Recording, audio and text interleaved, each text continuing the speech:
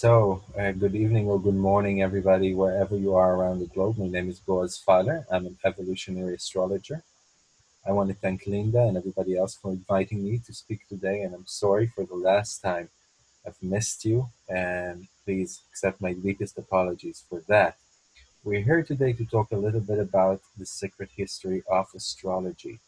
I've been studying astrology with Maurice Fernandez since 1999. I've been on the board of OPA and now am acting as the Israeli satellite for the Organization for Professional Astrology, named OPA. And I've been counseling and practicing as a full-time astrologer for about a decade. And I love what I do. And in the time I was studying astrology, I grew up in an environment that was belittling astrology, that was frowning upon astrology, that made me feel as if I'm not a wise person to be dealing with this subject altogether. But through my studies and through wonderful friends and teachers, I present what I am presenting to you today. The reason for it is that all of you would know what kind of crowd you are hanging around with when you're studying the secrets of the stars and how it all developed and how it came to be what it is today and how we can help it become what it needs to become in the future. So what are we going to talk about? Here are some themes, and you're welcome to stop me in the middle if you have a question that can't wait for the end, but if it does, we can have 5 minutes at the end for questions. That's okay with you, Linda. So, what is the age of Aquarius? We've always been told that we're on the brink of the age of Aquarius since that famous movie here in the 60s. We all heard about it, we all know about it, but not many of us actually really know what that means. Of course, as astrologers, we have vast knowledge. We won't be spending too much time on that point. How did astrology contribute to our society in the past? And what is the primary mechanism all sacred arts are based on? So let's continue. Before we even begin, I want to thank my teachers, Maurice Fernandez. I want to thank Rick Levine and Chris Brennan for contributing to what you're about to see. And of course, Jan Erwin and Andrew Rotgrit, who initiated my study in these matters. So what do all of these historic figures have in common? Let's begin with Abraham, go on to Moses, and the Greek masters, Socrates and Plato and Aristotle, Hippocrates, Pythagoras, Ptolemy, Copernicus, Galileo, Kepler, Newton, and Jung, among many, many others. There are historic figures on the one hand contributed to the civilization we live in today, but on the other hand were all scholars of the esoteric. Most of them astrologers, some of them just mystics. Not how we categorize these people today. So, we're talking about the age of Aquarius. Why are we talking about the age of Aquarius when we're talking about time and about the role of astrology? Because the age of Aquarius is about bringing in knowledge from the heavens, advanced knowledge, knowledge that was forgotten with time by humanity, pouring it back from the heavens onto the earth, onto humanity, really bringing humanity back into a time of legend after a period of history. There's always intervals between legend and history. So we're talking about ancient knowledge coming back, ancient knowledge that was forgotten, and we're going to get back to that a little later. In order to understand the ages better, we need to understand what an age is.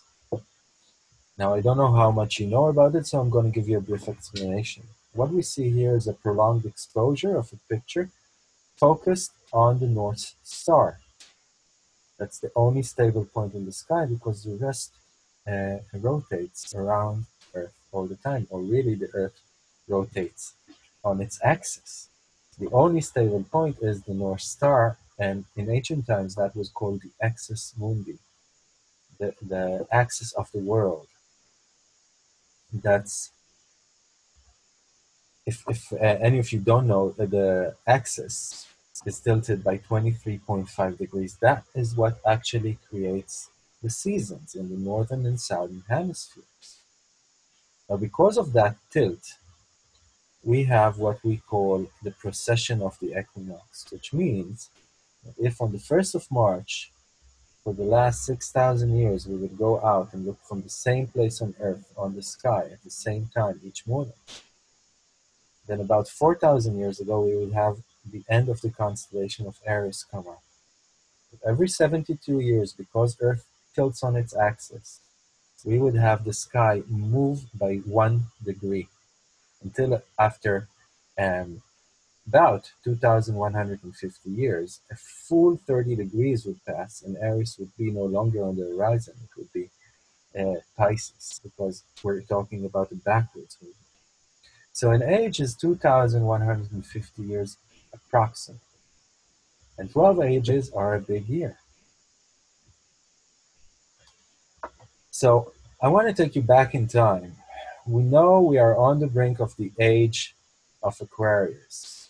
So roughly 2,150 years ago, it was the age of Pisces, and then roughly 4,300 years ago, it was the age of Aries, and so on and so forth. I want to begin with the age of Taurus. So let's go with the age of Taurus. We're heading far, far back to the days that the empire of Mesopotamia was at its height. We're talking about the time, but you know what, even before that, even before we're getting to the age of Taurus, let's understand a minute. This is something I included recently. So let's understand a minute what correlation did the sky had with the erection of our civilization. Some researchers say that we stopped being nomads, hunter-gatherers around Earth about roughly 10,000 years ago. That's the conservative estimate. The not so conservative, more up-to-date estimate is about 40,000 years ago to 30,000 years. We needed to sit in one place all through the year and be able to grow our own food stably. The only way we could have done that is by looking at the sky and measuring time, following the lunar cycles and then following the cycles of the sun and the seasons. So we would know, for instance, when the delta of the Nile would flood, when the rains would come, and when the time to crop our to harvest our crops would be apt. So looking up at the sky and measuring time and following the lunar and solar cycles was a necessity for the erection of agriculture. Agriculture was a necessity to creation of permanent established civilizations. And farmers used to plant by the cycles of the moon.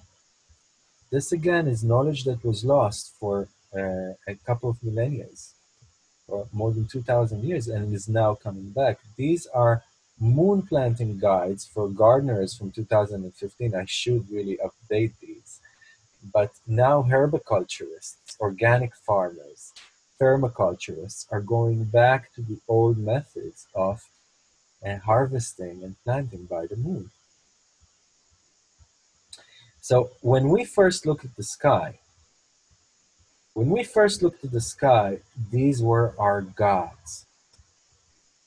The sun and the moon were not symbols, they were not depictions, they were not analogies, they were the gods themselves. And astrology was not astrology. Astrology was the first global religion. It was astroornithology. So Astor is a star, Theo is God, and Logos is either the logic behind things or the word that allows God to create, to actually create. So back in the day, when we looked up in the sky, when we looked up at the moon, when we looked up at the sun, we gave them human characters. We anthropomorphized them. We attributed human characters, everything feminine to the moon, everything masculine to the sun, and so on and so forth. And these became our first gods. Back in the day, we're talking about Mesopotamia at its height. That was an astrological empire. Everything within the state was conducted and decided by the astrologer clerics. So much so that they were more powerful than the king. They believed that everything is ruled by the heavens, and their interpretation of the heavens was absolute and non-negotiable. And the sun was the god. So when a solar eclipse was approaching, there was a real fear for the life of the king. They would either replace the king with a substitute for the time of the eclipse, or they would actually kill the man impersonating the king, so he would die instead of the real king. From that culture comes a seer in the stars, as he is named in the Old Testament. From the city of Nineveh, he hears this little voice in his head telling him, Abraham, Abraham, go forth from this land. And this guy was an astrologer, at least the Bible says he was. And I'm sorry. And let's go back to that slide. Yes. And we are told in the Old Testament that while they are having their little conversation, God and Abraham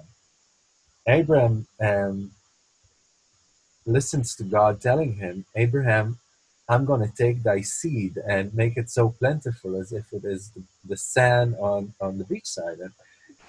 And Abraham goes, oh, come on, God. I've looked at my astrological chart and I'm not worthy of having children. So God tells him, Abraham, you are above the stars. And that's something very important. That's something very important that's a very Jewish principle, arguing with fate that is born at that time. Being Jewish, I can tell you, not accepting fate, but arguing with it and arguing with God, making deals with God. A very Jewish character again.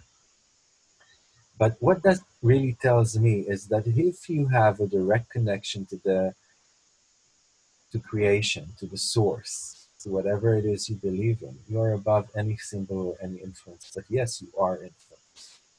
So we have this very interesting conversation taking place.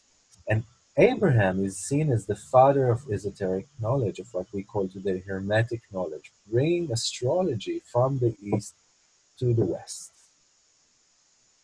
along with magic and numerology and all esoteric knowledge that fundamentally works on this basic principle. As above, so below. As on earth, so in heaven. As in the vast, so in the minute. As without, so within. And that sentence written on the emerald tablet by Hermes Trismegistus was, I think, translated into English for the first time by Isaac Newton. And the full sentence, not many people know it, is as above, so below, and as below, so above, so we can witness and acknowledge the wonder of the one, or the miracle of the one. So by gazing outwards, by looking at the macrocosm, we are able to understand certain similarities, laws that are working the same way, that rule everything. We are able to see something about our microcosm, about our inner world.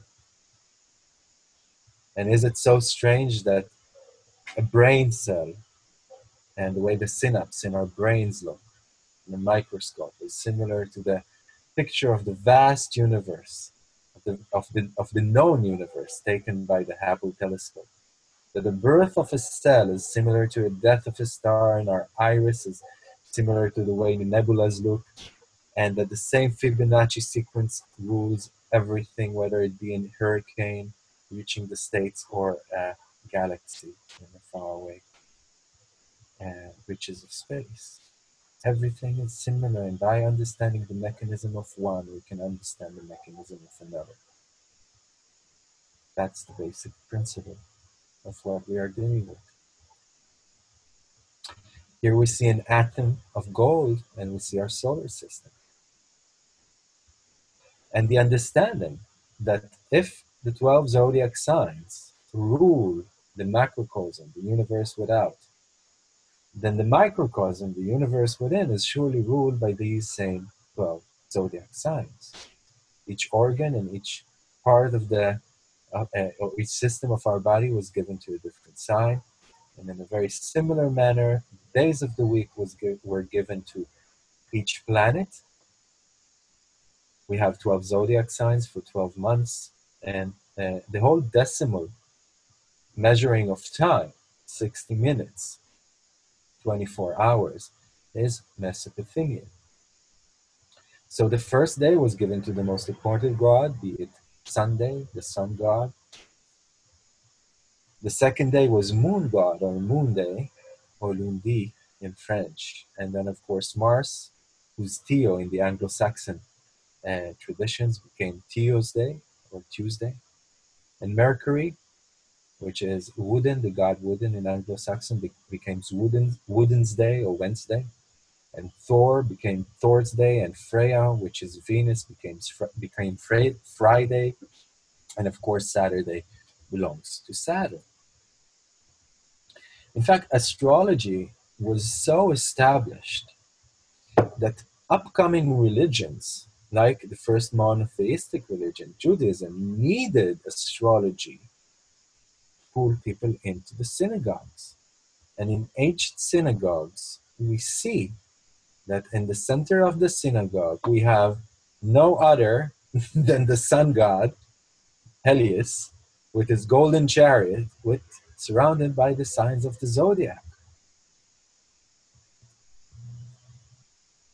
And that wasn't something unique to Judaism, because later on, when Christianity needed to bring in people to the churches, it did the same thing. And that's something that all established religions do once they need to bring the people in. They bring in attributes from the older religion. They accept them as their own, and later on they help ridicule it and eventually make people forget it. And the knowledge remains in a more and more constricted circle of people. But here we can see the ceiling of a synagogue. And on the other hand, we can see a ceiling of a church, but now it's not Helios in the middle anymore. It's Jesus.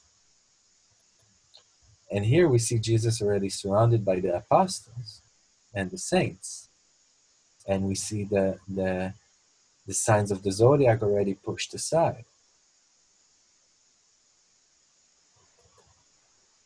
So now I want to go back to the time, the age of Taurus.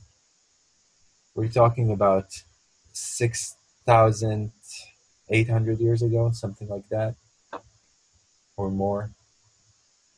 We're talking about the time in which in Egypt, people were worshipping the bull, or the golden calf as we know it. And of course, in India, the other great culture blossoming at the time, we have, I'm missing a slide, sorry. We have the cow. Just imagine you would see the slide of the the Indian cow right now. Okay, but we have the cow being worshipped in India, and we have bull being worshipped in Egypt as a symbol of everything that is Taurian in the astrology that we know today: material wealth, prosperity, the harmony of nature, the sustenance of prolonged stability with agriculture, and everything else that needs to sustain us. Okay, and from that time in Egypt, just as the age of Taurus was coming to its end, moving into the age of Aries, from that culture in Egypt comes this cleric named Moses, or Moshe, that Egyptian and Greek scholars and Mr. Sigmund Freud, the doctors or Professor Sigmund Freud, believe that he was actually a cleric of the sun god Athon, or An, that came from a city named Heliopolis, the city of the sun in Egypt. And that's a very interesting notion because the sun god, Athon or Anachten as the pharaoh that was worshipping the sun god, named himself, was the first monotheistic religion in the world, previous to Judaism. What Anachton, the Egyptian pharaoh, did, he canceled out all the Egyptian gods and he made Egypt worship only one god, the sun god. And all the ancient scriptures from that time say that Moses was actually a cleric of the sun god coming from the sun city, and that he was a magician with magic called the magic of the lightning mirror. Interesting again as a depiction of the sun, and that he came forth to free the slaves and bring them into a land promised to them by their God. So monotheism might have not been a solely Jewish idea. It's been there before, and it's been adapted. And of course, Moses was a magician, was a cleric of the esoteric, and we know of the miracles that he performed. And this is a depiction of Moses coming down from Mount Sinai, seeing the Hebrews worshiping again the golden calf, as they did in Egypt, getting angry and, of course, shattering the commandments. But we see something interesting in all the ancient depictions of Moses. He has these two light beams emitting from his head, emitting from his head. And these light beams are symbolic to the ram of the horns, because Moses is the herald of the age of Aries, the age of the ram, the age of the one, heralding something new that is no longer about many, that is about one, that is carving a new way, an independent and pioneering way.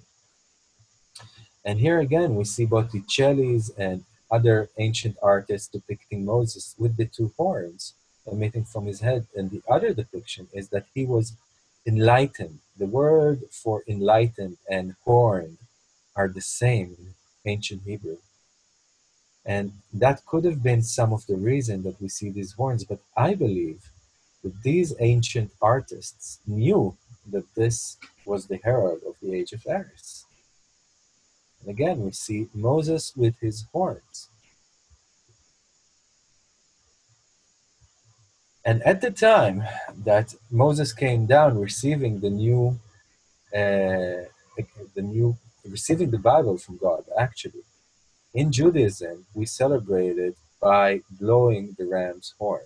So nothing more symbolic than that. When you hear the shofar in the synagogues, this is a ram's horn, symbolically heralding the age of Aries. At the first time that actually happened, when Moses came down from Mount Sinai. But these horns that are symbolic to a piercing connection with the divine, with the other side, with higher consciousness, they show up in other places. On your left, you see a statue, a Greek statue, of the god Amun-Ra, Jupiter. Amun-Ra, Jupiter is, of course, Amun-Ra is an Egyptian god. And we all know the all-seeing eye of Ra, of Horus, that illuminates the soul of man and brings higher knowledge. And Amun-Ra, Jupiter, was really the transitioning god between the cultures of Egypt and Greece. That was an embodiment of all three. So we see Jupiter, let's call him Jupiter for now, or Amun-Ra, doesn't matter, with his horns as well, And here we have a coin with Alexander the Great being horned as well. What do these horns mean? What do they mean? Do they have an extra meaning? Yes, they do. They talk about a person that's been enlightened with this secret knowledge, with this enlightened knowledge, that has a connection with the divine. What are we talking about? We're talking about two horned parts of our brains, the amygdala and the hippocampus. Now, scientists did not know what these two parts are in charge of until very recently, when they found out that all our spiritual experiences, when someone has a spiritual experience or an out-of-body experience, they emanate from these two parts in our brains. Now, if we cut a cross-section of the brain, the amygdala and the hippocampus on your right, look on the similarities that it has to the all-seeing eye of Amrita. I find that amazing. Now, of course, as above, so below, if we see an eye in the microcosm, we should see it up above as well. And of course, we have the giant red eye of Jupiter in the sky. Just make us sure.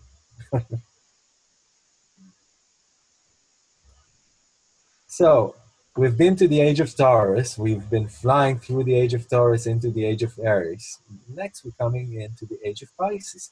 Who do you think is the herald of the age of Pisces? Any guess there? The fisher of man.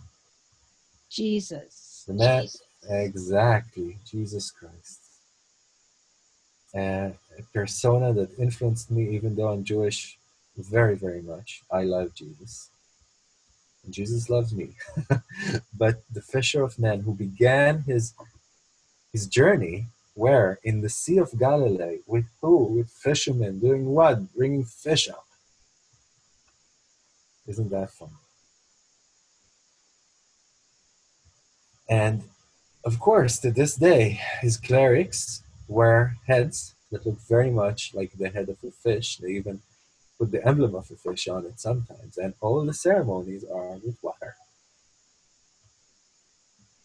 Now, if we're talking about astrology, then we know that Neptune is in charge of Pisces.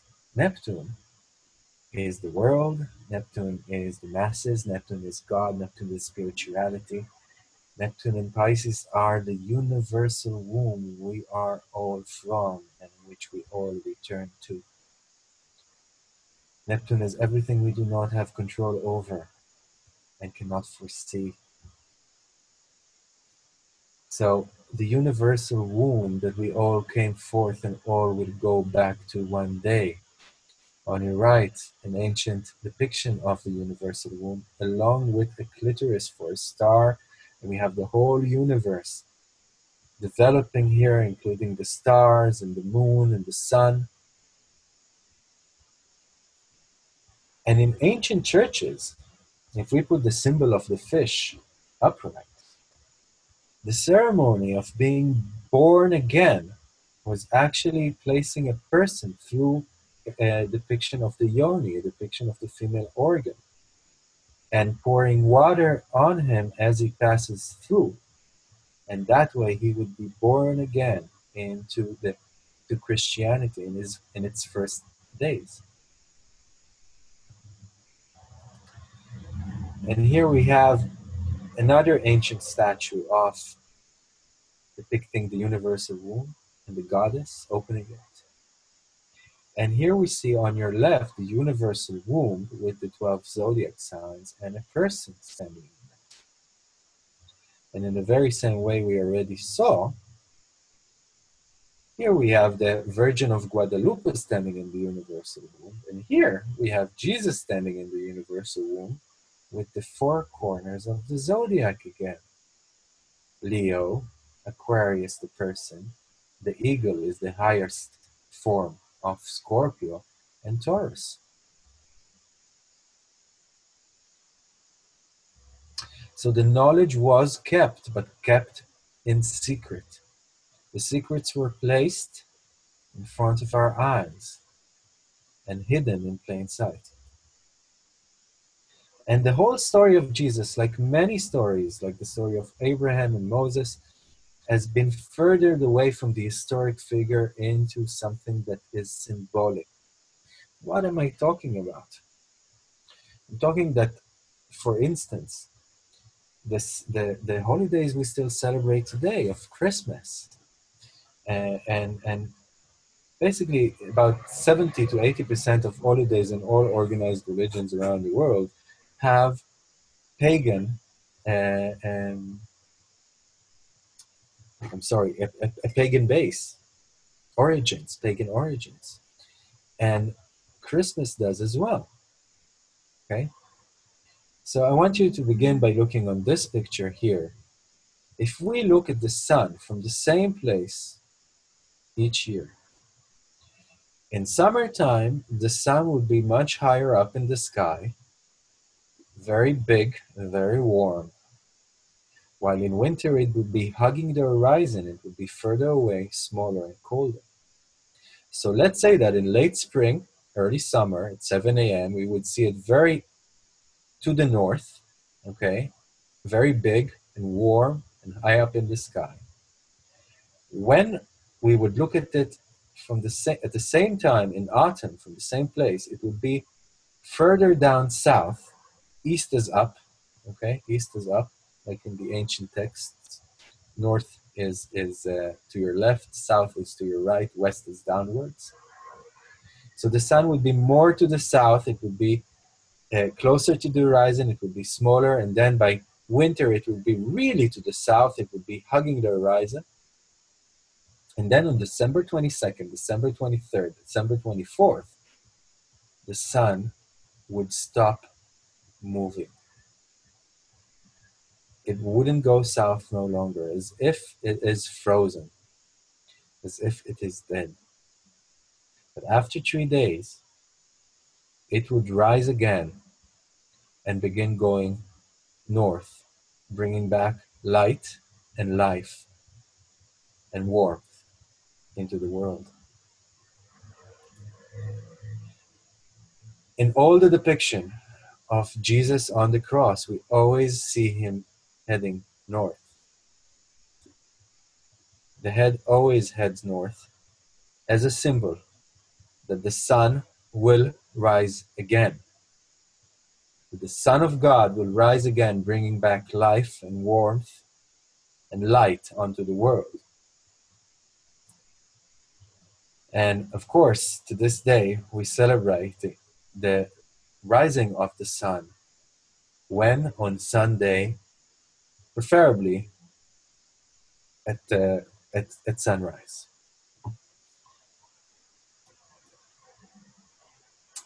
Also, within churches, the Great Rosetta wall, and also within synagogues, the wall of the covenant, the wall of the Holy Scriptures, they're both placed to the east, so the sun could come through it and illuminate the church or the synagogue. And if we look at the Rosetta and we take away and look only at the two pillars always there, that really reminds me of a Masonic symbol that was taken from the Temple of Solomon. The Temple of Solomon had these two pillars named Boaz and Yachin, speaking of spiritual esoteric principles.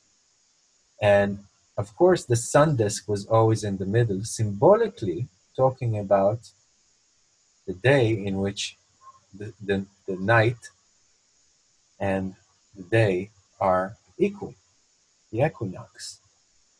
And we can see it very clearly in Masonic text and in Masonic iconography. Okay, but we are talking about, we are talking about sun worship within churches and within synagogues, okay, or at least sacred symbolism and knowledge that went underground but are still there. The builders, the masons who built the churches, they knew it. And we often see these Masonic depictions. What are they? We see the sun and the moon, and we see the pillars. The floors are the days of the calendar, okay? And we always see this ladder reaching up to the star or to the all-seeing eye again that illuminates the soul of man, that illuminates the soul of the disciple going up the steps of consciousness, knowing esoteric knowledge, rising above the mundane, rising above daily affairs, earthly affairs, into the realms of the heavens.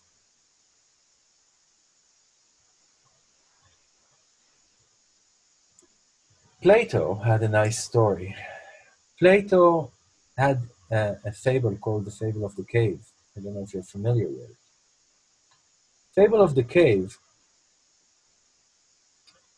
Plato basically said that we are all like babies who were born bound within a cave, seeing only the shadows of the figures dancing outside. And because we are bound within a cave and we were born in those chains and could never free ourselves, the only thing we've seen with our eyes are the shadows of the true figures dancing outside. And mistakenly, we believe those shadows to be the figures, believing the illusion to be the truth. And Plato went on and said, what would have happened if suddenly one of us would free himself from his chains and go out from that cave onto the light of the world? The first thing that would happen, is that he would be blinded by the light. He would be blinded by the light, says Plato, because his eyes are not used to see such light. But after a while, when he gets accustomed to the light, he would see the world as it is for real. Seeing the world as it is for real, the first thing he would want to do is go back down to the cave and tell everybody, listen guys, all we're looking at are shadows. This is not even the real thing. You have to come and follow me outside the cave and be free. But when he would get back into the cave, what would have happened? He would have been blinded by the darkness. His eyes, now used to the light, would have been totally useless in the cave. And the people looking at this person talking like crazed men and totally blind would say, look at him. He went outside. He came back mad and blind. And now we are all in jeopardy. We better kill him as fast as we can, that this disease would not spread to us as well. And they would kill him. That's Plato's myth. He says that if we only look behind the curtain and marry the feminine and the masculine, we would be truly free to see the world as it is and not as the Maya, as the illusion we think it is. By the way, Plato used to, this is a nice anecdote, Plato used to have his lessons in this orchard that used to belong to his friend Academus. And to this day, when we go learn subjects that are considered academic, we do that in the academia as a memory of the orchard of Academus. So who were the astrologers of old? Pythagoras. Pythagoras, how are we on time? Are we late already? Plenty of time. You can go all day if you want and all night. Okay, we have just a bit more. Okay, but Pythagoras, an amazing figure. He was teaching both females and males at a time that women had no right whatsoever. He was teaching them the higher knowledge. He was teaching both females and males, and everybody were vegan. Can you imagine? They were all vegan. Pythagoras is the guy that invented the musical ladder, okay, the musical chords, and he invented aspects in astrology. And he said that there's a music of the spheres, that in a very same way, if we push three notes that are separated in certain distances from another, it would be pleasing to the ear or unpleasant to the ear. Certain distances between planets are pleasant or unpleasant to the psyche. Okay? And of course, he's the father of geometry and mathematics, as we know it, and opened up the way to geographers and physicists and scientists. They were called natural philosophers at the time, and astrology was very much part of it. The story of how Pythagoras was born is beautiful. His father was a merchant, and he went to the Pythia of Delphi, the Oracle of Delphi, asking about his business. And the Pythia told him, listen, forget about your business. Your wife is pregnant. Go back home. You're going to have the most beautiful son humanity has ever seen. He's going to be the most beautiful soul that humanity will see for ages. And he told her that his wife wasn't pregnant. But since this was the Pythia, he went immediately back home. And when he found his wife was pregnant, he named his son after the Pythia, Pythagoras. Next comes Hippocrates, the father of modern medicine. To this day, physicians swear the Hippocratic vote. But Hippocrates himself said that if you're not an astrologer, you should not be calling yourself a physician.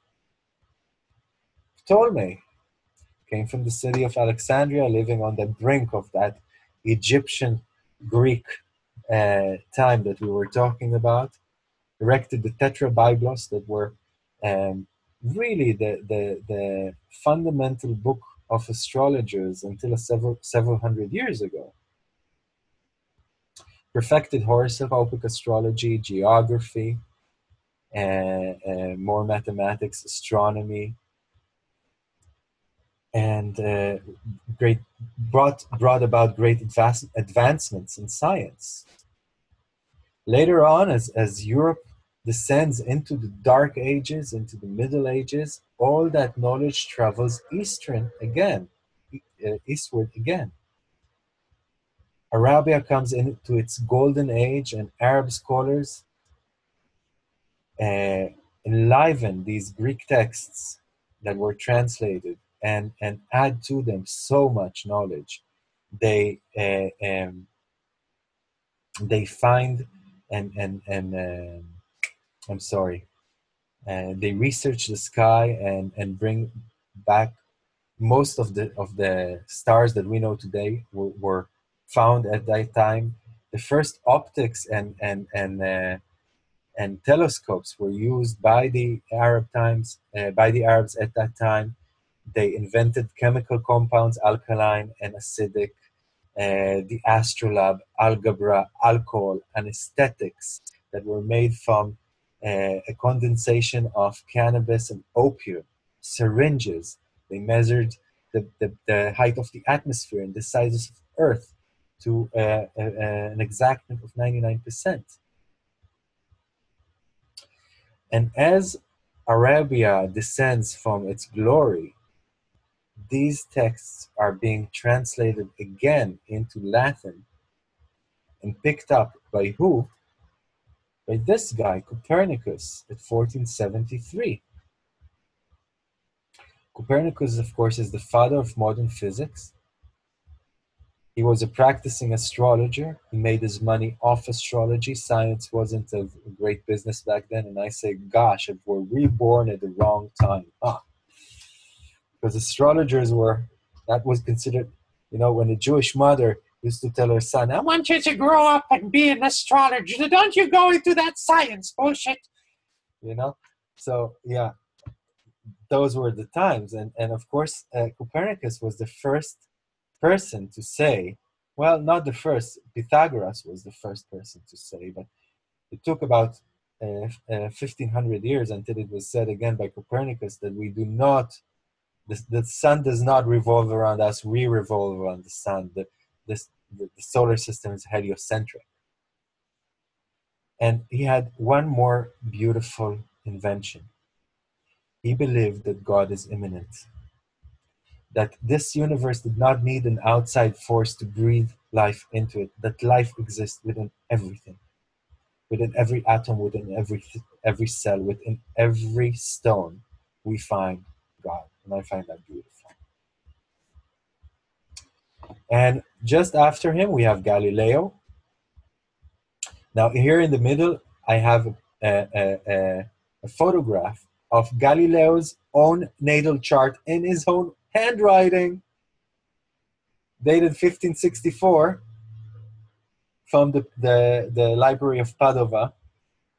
Okay, now all of us know that he was incarcerated in his own house by the Inquisition for saying that the universe is heliocentric, like Copernicus before him. But his unholy affair with the Inquisition did not begin there.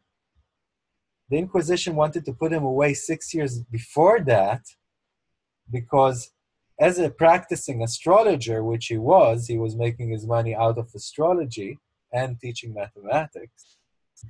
He said to his clients that his astrological forecasts cannot be undone, cannot be changed. And this really pissed the inquisitors, that said that only God has dominion over the future and not Mr. Galileo or his astrologic heresy. That's what put him in trouble with the Inquisition in the first time. These are things we don't know, but if we investigate deep enough in Wikipedia and online and in the libraries, we'll find them out. And of course, just after him, we have this amazing figure called Johannes Kepler, also a practicing astrologer, the guy that made advancements that are, to this day, considered the most important in physics, in mathematics, in astronomy. NASA named their biggest telescope after this guy. And he was a practicing astrologer. He loves astrology. And this is something he said that I love. This is a quote by Kepler.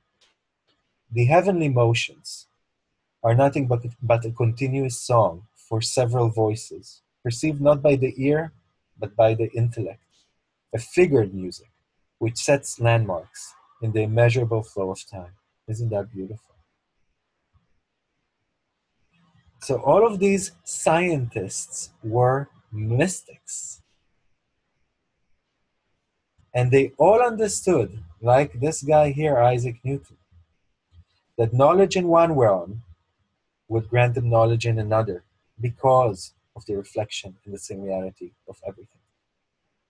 Newton was so convinced that we are on the brink of the age of Aquarius and that all knowledge is coming back, that he actually spent more of his life translating ancient esoteric texts like the Emerald Tablet than on his laws of physics. Can you imagine that?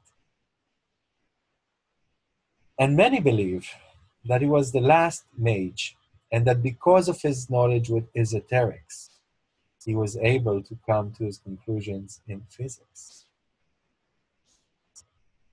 Then came Jung, which is an amazing psychologist. We have several figures in the middle. I can't state all of them because we don't have the time, and I can't put them all in, of course. But then we come to Jung, whose impact on psychology, on modern psychology, is immense. And he brought astrology to be a symbolic language, a universal symbolic language. And he brought in the psychological aspect into astrology, very much like we know it today. So we are now in the age of Aquarius, or on the brink of the age of Aquarius, the time in which hidden, forgotten knowledge is coming back from the heavens on to our shores. What is our role within that flow, within that downpour? How can we contribute? Well, Aquarius is all about group, isn't it? all about groups. It's the age of social networking. It's the age of the internet. It's the age of coming together through our peers, through our friends, through the people that believe and are attracted to the same things that we are attracted to and want to advance the same things that we want to advance. Aided by what?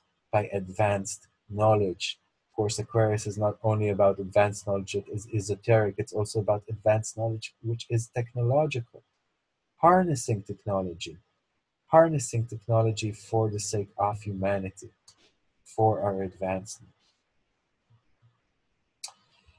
And this sort of brings us to our conclusion, but I want to conclude with this very important part of what is happening now in the world of astrology. Now, this is not an advertisement because I'm not any part of this conference or any part of the things that I would show you in the next couple of slides. But this is fascinating because in the last 5 years, using supercomputers and metadata and big data, we've been able to produce scientific results that show that astrology has scientific value and is far from being any error, any, how you call it? Can someone help me?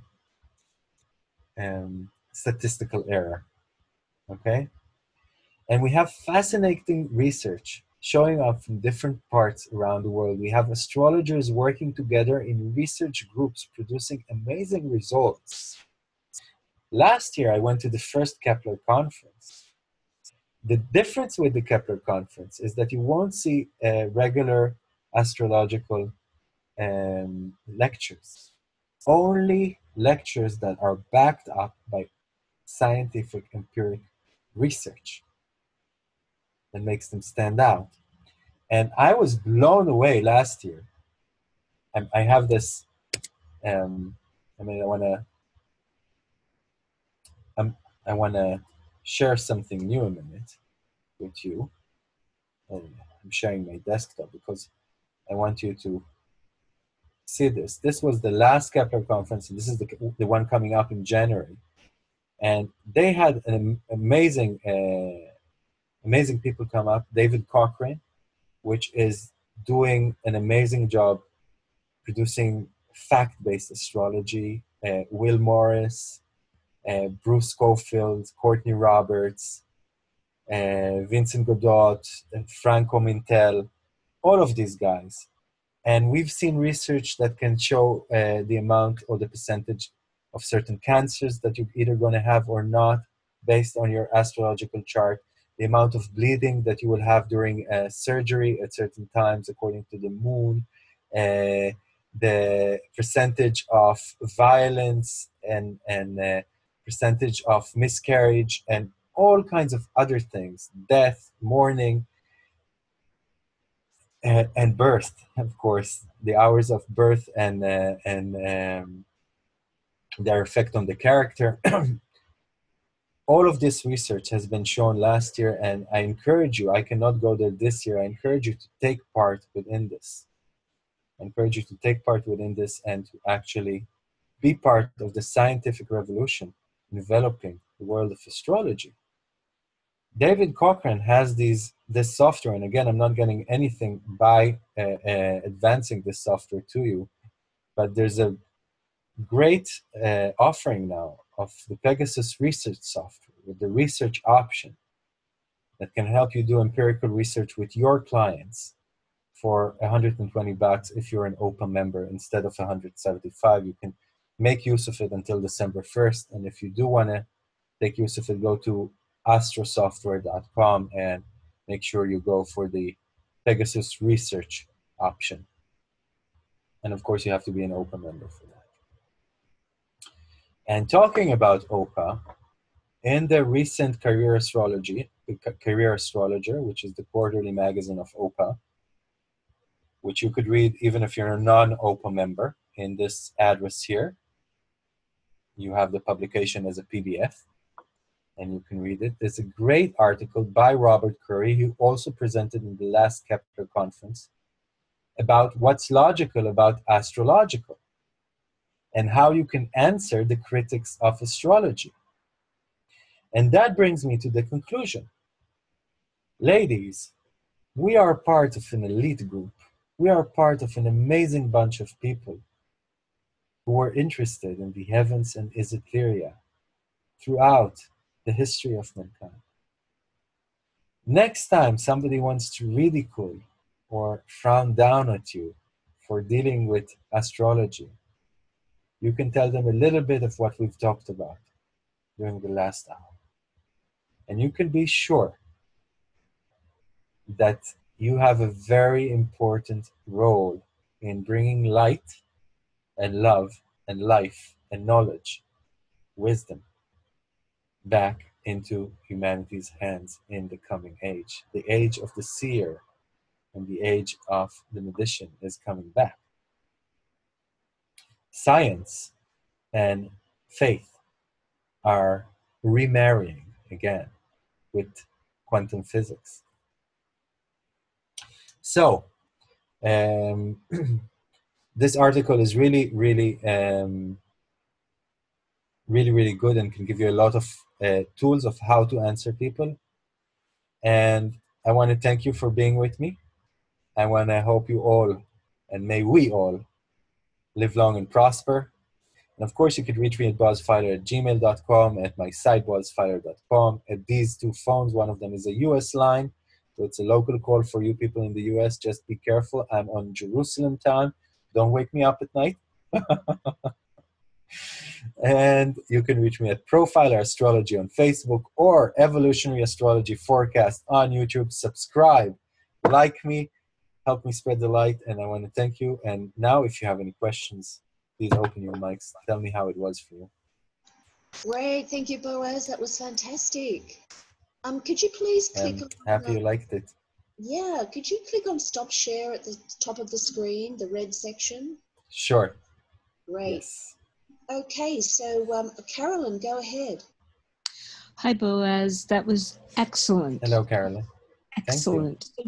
An amazing talk, and I didn't have to leave the comfort of my warm living room. I'd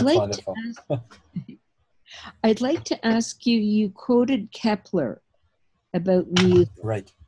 And I wonder if you have a footnote for that, because I would like to read that. I would like to have that. Well, I don't in the presentation, but if you punch it into Google, if you punch the quote into Google, it will come up. Could you give me a little bit more of the quote again, please? Sure. I'm gonna read it out to you again in a minute. Perfect. So, the heavenly motions are nothing, and there's three the heavenly motions, and then the sentence continues, okay? And then he says, are nothing but a continuous song for several voices, perceived not by the ear, but by the intellect, a figured music which sets landmarks in the immeasurable flow of time. Excellent. I've got enough. I'm sure I can get it. Yes, I think so. And if you have any trouble, contact me and I'll get it for you. Okay. But not in the middle of the night. Not in the middle of the night. Any more questions? Yes, I have a question. Yes. The symbolism of Aquarius. So we have a man pouring water down onto the earth. So could you talk about symbolism, please? Sorry, could I talk about? The symbolism. What does the water symbolize, etc.? Yeah. Sure. So, okay, I want to bring up an image that will help me make that clear. I'm going to look it up on, images, yes. So I want you to think about, a minute, I want this image in front of your eyes when I'm talking about it, yes. Here it is, okay. So can I share my screen again with you? Yes, now did you go on the internet to get the image? Yes, You'll have to Is that wrong? share your desktop, okay? Oh, yes, I will. Okay, Don't worry. thank you. Yes. So, sharing my desktop right now. Share screen, desktop, done. Okay, so look at the magician, okay? This is the symbol of Aquarius. The first thing that we see with Aquarius is the figure of a man creating a bridge between heaven and earth. We have the water of the earth, which is emotion, okay, and all the material plane. We have earth and water down by the feet of the Aquarian, okay? Oh, how did it jump to this again? I'm sorry. Can you see it now? Yes. So by the feet we have earth and we have water, which is the feeling and the material essence in this world. And we have the man as a pillar between heaven and earth, reaching out to the heavens, to the substance of air and fire, and actually completing the bridge between all of them, and creating, you could say, an equilibrium. The waters are being flowed, are flowing back onto the earth from the heavens. And basically, I think that's about it, what I have to say about it. I can go on about Aquarius and about it as a sign of the zodiac, you know, but as this for an image, I just loved it because it had both the bridge and the four elements. The stars as fire, the air as the heavens, water as feeling, covering the oceans and pouring back into the earth, and the earth itself. And the fact that it is water pouring down, that says to me that this is wisdom. This is not intellect that is being poured down. Because intellect is air and wisdom is water. Wisdom is heart-based, and air is left brain, is intellectual, is cerebral. So utilizing our intellect to bring back wisdom onto earth, and marrying the elements, the marriage of the elements. Perfect. Thank you. You answered my question. Thank you very much. You're welcome, Linda. Thank you. So anyone else with a question? If you could please go back to the attendee panel. Thanks.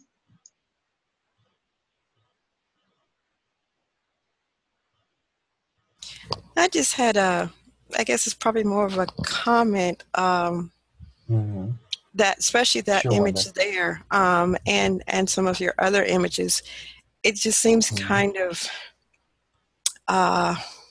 ironic that, and I can really only speak of Christianity, but I kind of maybe noticed this with other religions as well. They seem to be more sun-based, you know, because you always hear of the worship, you know, this particular figure, which, you know, seems very Leonian to me. But the actual getting to the spirit requires the waters be stirred up, because as he was pouring the water, you know, pouring the water into the sea, though, that sea's not calm. The water's stirred up. So it seems like the religions would be more Uranian-based than sun-based, but they're very scared of that Uranian energy, because in order to get the, I guess, the knowledge through, the crystallization has to be broken up, and that's what's happening when he's pouring that water into the sea. Well, Wanda, you've just touched on the Uranian contradiction, you know, or dissonance, because on the one hand, the Aquarian wants to rebel against everything that is, okay? That's the uproar, that's the rebellion. On the other hand, it's about groups of like-minded people. Where is the rebellion within the group, okay? So there's always a rebellion. There's always something that isn't quiet, that isn't calm. There's always movement, and that's part of Aquarius. That Aquarius is made out of two electrical lines. So it is a wave, but it is a fluctuating wave, a very fast fluctuating wave. So thank you for sharing that. Any more questions? Boaz, Great. I don't have a question. I think it's more of a comment, but I just love your illustrations. Your images are just so demonstrative of what was going on, and the reminder of the fact that all of these scientists that we learned about that were so important in science were also astrologers, and it's mind-boggling, right? Needed that. It's mind-boggling, and it's even more mind-boggling that these are facts that are being hidden. Okay, that's why I quote it sometimes in Hebrew. We just learned about them being scientists. Exactly. But they actually made their money off astrology. Yeah.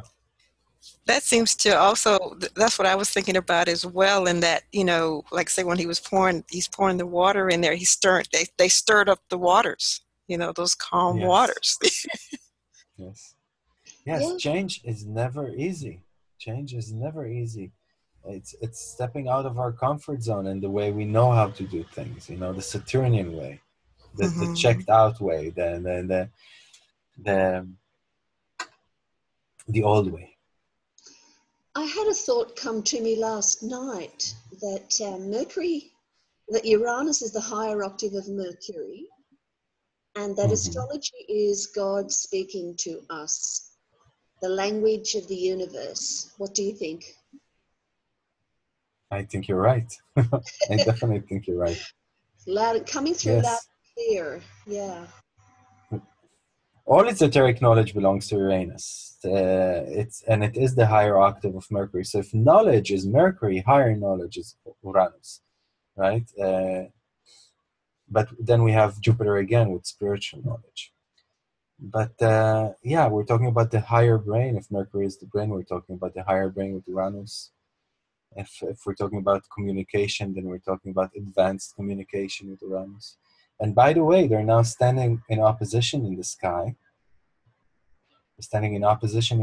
And that sometimes can feel a little bit like a Mercury retrograde. I'm happy we didn't have any malfunctions today. That's why I brought in the backup computer over there. I said I want to make sure that I'm online. Because sometimes that can feel, when Mercury and Uranus are in opposition, that can feel a little bit like a Mercury retrograde. So, Boaz, there's a short circuit. Yeah.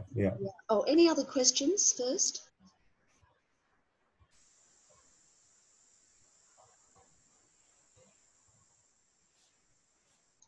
So, this Zoom meeting will be available, forever, really. So, how do you see the age of Aquarius unfolding, and what message would you like to put now into this meeting for the future?